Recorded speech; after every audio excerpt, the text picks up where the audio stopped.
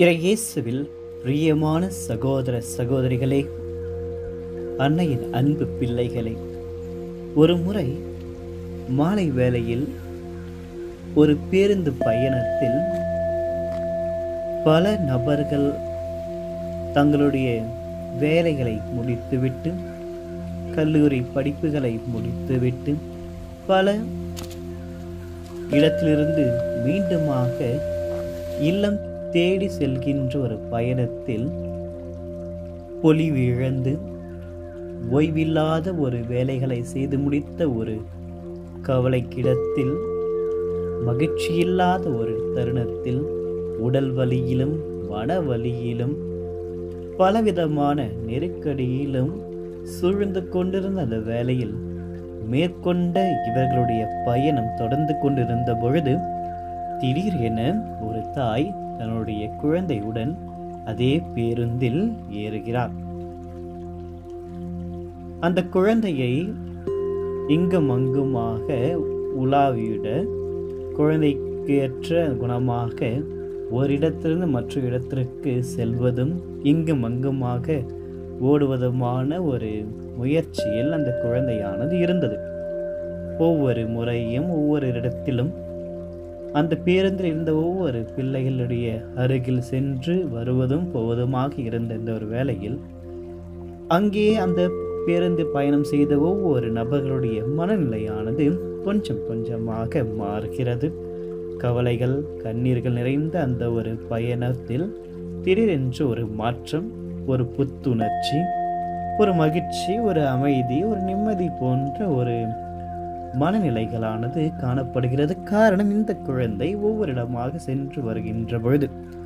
ஆக இந்த ஒரே நேரத்தில் அவர்கள் இப்பேற்பட்ட பயணத்தை தொடங்கி இருந்தாலும், ஆனால் முடிகின்ற பொழுது அவர்களுடைய முகமானது பொலிவடைகிறது, மகிழ்ச்சி அடைகிறது, இதயம் நிம்மதியாக அவர்கள் தங்களுடைய பயணத்தை முடித்துக்கொண்டு இல்லத்திற்கு செல்கிறார்கள். பிரியமானவர்களை, இன்றைய காலகட்டங்களில் பல அன்னை மரியாளுடைய ஆலயத்தை நோக்கி பக்தர்களுடைய கூட்டம் பாத யாத்திரையாகவோ திரு யாத்திரையாகவும் பல வழிகளில் மேற்கொண்டு பல வேண்டுதல்களை வைத்து கொண்டு அன்னையை காண செல்கின்ற ஒரு காட்சிகளை நாம் நம்முடைய வாழ்க்கை நடைமுறைகளில் பார்க்கின்றோம். ஆக இந்த ஒரு பயணங்கள் எத்தகைய மனநிலையில் தொடங்கி இருக்கிறது, எத்தகைய மனநிலையில் முடிவடைந்திருக்கிறது என்று பார்க்கின்ற பொழுது, பல நிலைகளில் துவங்கிய இந்த பயணம் பலவிதமான வாழ்க்கை நெருக்கடிகளிலும் மனவேதனைகளிலும் உடல் நோய்களிலும் சூழப்பட்டு, கவலையினாலும் சவால்களை சந்திக்க முடியாதனாலும் வாழ்க்கை போராட்டத்தின் மூலமாக அன்னையை நாடி செல்ல வேண்டும், அன்னையை தேடி செல்ல வேண்டும், அன்னை எனக்கு வேண்டும் என்ற ஒரு நிலையில் அவர்கள் துவங்குகின்ற இந்த பயணம், அந்த பயணத்தினுடைய இறுதியில் அன்னையினுடைய ஆசீர்வாதத்தின் வழியாக, அவருடைய பரிந்துரையினுடைய வழியாக, அவருடைய உடனிருப்பிய வழியாக மீண்டும் மகிழ்ச்சி கிடைக்கும் என்ற நம்பிக்கையில் தான் ஒவ்வொரு திரு யாத்திரையுடைய பயணமானது தொடங்கியும் முடிகின்றது. அதே போன்ற ஒரு பயணத்தை இன்று நாம் பார்க்கின்ற பொழுது, இந்த அயர்லாந்து தேசத்தில் இருக்கின்ற நாக் என்ற இடத்தில் அன்னை மரியாள் நாக் அன்னையாக உருவெடுத்து அவதரித்து காட்சியளித்து இந்த ஒரு இடத்தில்தான் இன்று பல ஆயிரம் மக்கள் நாளுக்கு நாள் அன்னையை நோக்கி வருகிறார்கள். இந்த நாக்கின் இடத்திலுடைய சிறப்பு அம்சம் என்னவென்றால், 1879 ஆண்டு இந்த அயர்லாந்து தேசத்தில் கடுமையான உருளைக்கிழங்குடைய கருகல் நோயும் மோசமான அறுவடைகள் பஞ்சத்திலும் நடைபெற்ற ஒரு காலநிலை. இந்த காலநிலை கண்டு அஞ்சிய மக்கள் இதுக்கு முன்பாக மிகப்பெரிய ஒரு பஞ்சமாக 1845 ஆண்டு ஏற்பட்ட பஞ்சம் இந்த அயர்லாந்து தேசத்தையே உலுக்கியது. மக்கள் பல நபர்கள் இறக்கக்கூட நேரிட்டிருக்கிறார்கள். ஆகவே அதே போன்ற பஞ்சம் மீண்டும் வந்துவிடுமோ என்ற ஒரு அச்சத்தில் இந்த ஒரு 1879 ஆண்டில் மக்கள் மீண்டுமாக பயப்படுகிறார்கள். மன ரீதியாக, உடல் ரீதியாக, ஆன்ம ரீதியாக தங்களுடைய நம்பிக்கைகளை இழக்கின்ற ஒரு தருணத்தில் அன்னை மரியாள் அவருடைய வாழ்வாதாரத்திற்கும் ஆன்மாவிற்கும் மிகப்பெரிய நம்பிக்கையாக மாறி இந்த நாக் என்ற ஒரு இடத்தில் காட்சியளிக்கின்றார்.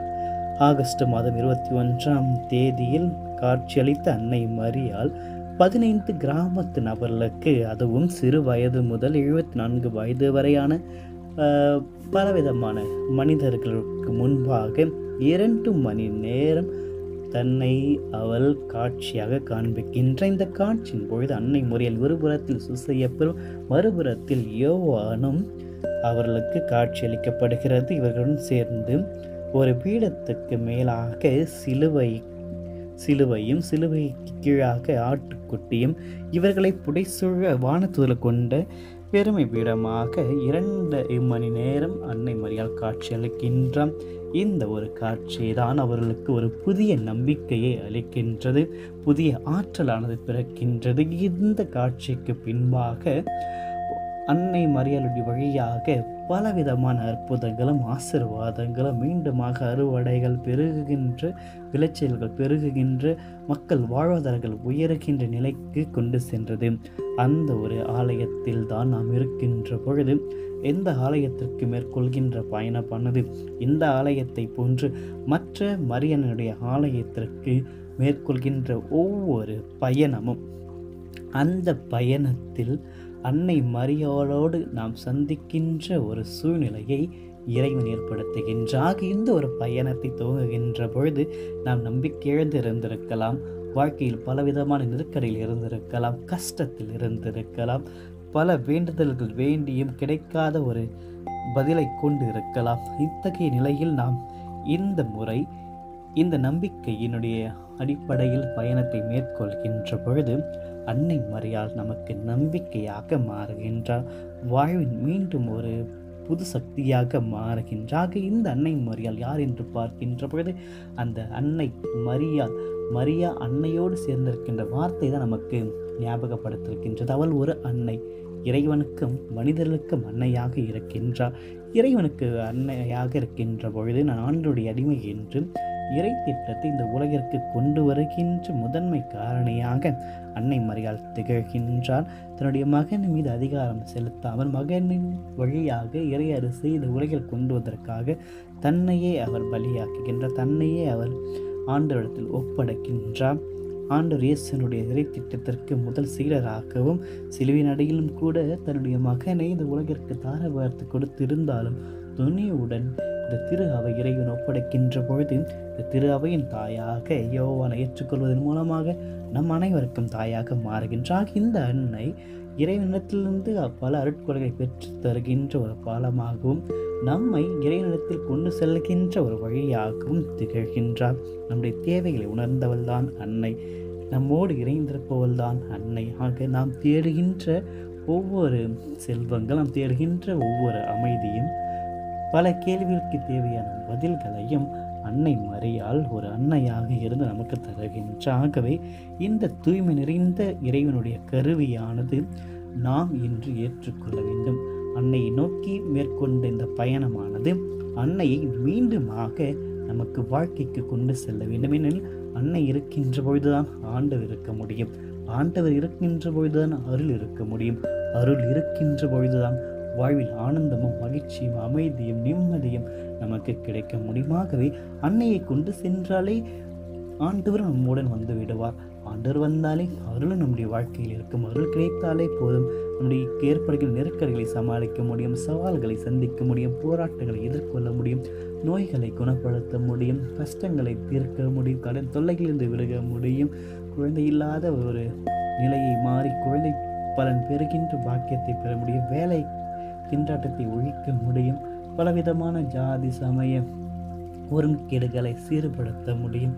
இறைவனுடைய ஆட்சியானது உலகில் வரும், அவருடைய அரசானது உலகில் நிலவும், அவருடைய அமைதியானது உலகில் இருக்கமாகவே எவ்வாறு யோவான் ஒரு புறத்திலும் சூசையப்பர் ஒரு காட்சியில், இந்த ஒரு காட்சியில் சூசையப்பர் அன்னை மரியாளை ஏற்றுக்கொண்டதன் மூலமாக திருக்குடும்பத்தினுடைய தலைவராகவும் திரு அவையினுடைய ஒரு சிறந்த பாதுகாவலராகவும் இருக்கின்ற அதே போன்றுதான் யோவான் அரை மரியாளை சிறு அடியிலிருந்து ஏற்றுக்கொண்டிருந்த பொழுது ஆண்டவர் இயேசு யோவானுக்கு அளித்த அந்த ஒரு வழியாக யோவான் எவ்வாறு அன்னை மரியாளை ஏற்றுக்கொண்டாலும் நாம் அவரை ஏற்றுக்கொள்கின்ற அன்னை மரியாள் சீடர்களுடைய இல்லத்தில் தங்கி நம்முடைய இல்லத்திலும் தங்குவார், நம்முடைய உள்ளத்திலும் தங்குவாகவே அன்னை இருக்கின்ற பொழுது நாம் எந்த விதமான கவலை கொள்ளாமல் நம்முடைய வேண்டுதலை ஒவ்வொன்றையும், நம்முடைய கஷ்டங்கள் ஒவ்வொன்றையும், நமக்கு ஏற்படுகின்ற ஒவ்வொரு அனுபவங்களையும் அவரிடத்தில் அளிப்பதன் மூலமாக அவள் ஆண்டவரிடத்தில் கொண்டு செல்வார்.